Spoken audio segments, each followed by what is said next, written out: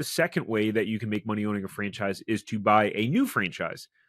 So this is just your standard deal, right? You wind up buying a franchise through a franchise company that you like, and there's generally two different ways to go about it. You buy a service business or you buy a retail based business, right? So service business is, maybe a pest control company or a plumbing company or HVAC or there's thousands of different service franchises, but essentially one where you don't have a retail location.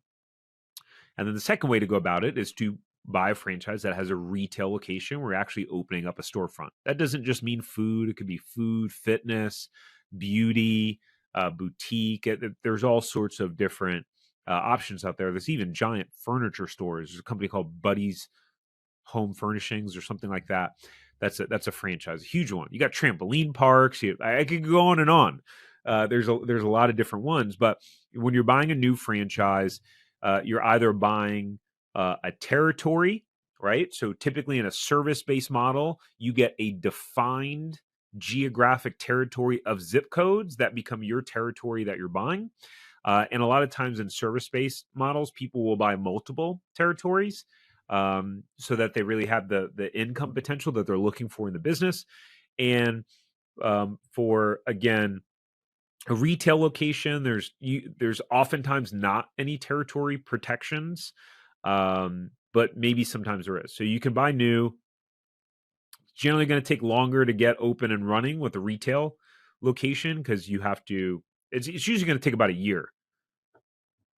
You got to find the location and negotiate the lease, which takes a couple months. You got to get a general contractor, then you got to get it built out. So what I tell people is, look, which route you go just depends on what your goals are and how quickly you're trying to get open and up and running. If you're looking to get up and running quickly, you're going to want to go service based or buy a resale franchise. But if you don't really care how long it takes to get open, then a retail model could work. And in our case, our franchise, when we signed our lease for our first store that we built out in California, we signed our lease. The shopping center was a dirt lot.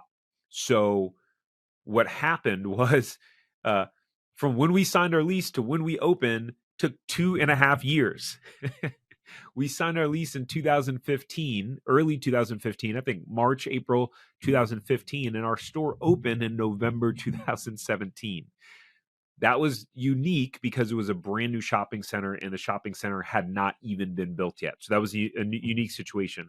But you can buy a new franchise. If you enjoyed this short clip from the podcast, you can check out another short clip right here.